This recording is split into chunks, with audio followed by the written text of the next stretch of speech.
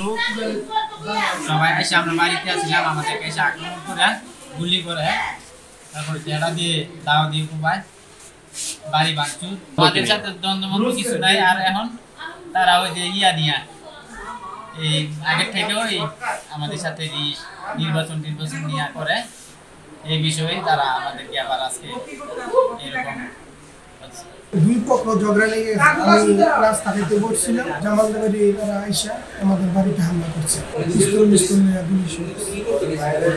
পিস্তল এগুলো দিয়ে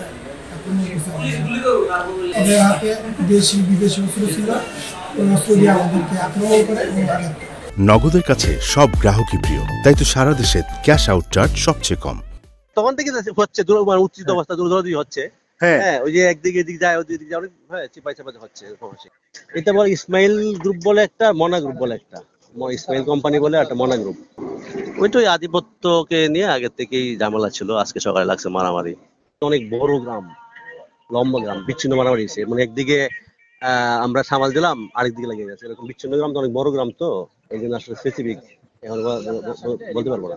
কলিপুরা থেকে কিছুক্ষণ আগে আমাদের এখানে একজন পুলিশ সদস্য সহ 5 জন আসছিল। এর মধ্যে 4 জন বিভিন্ন রকম সিটাগুলি পুলিশ সদস্য সহ, আর একজন হচ্ছিল ব্লান্ট ট্রমা পায়ের মধ্যে, আবু মিয়া নামে, তারপর সাইট পুলিশ সদস্য জয় বণিক, সম্ভবত এসআই, উনি সিটাগুলি আঘাতে আসছিল।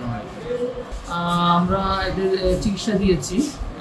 এদের অবস্থা একজনকে এখনো অ্যাক্সিডেন্ট করতে পাঠিয়েছি, তিনি ব্লান্ট ট্রমা, উনি এখনো আসেনি। আসলে ওনার অবস্থা দেখে বোঝা যাবে পরবর্তী কী করা যায়। বাকিদের প্রাইমারি ট্রিটমেন্ট দেওয়া হয়েছে।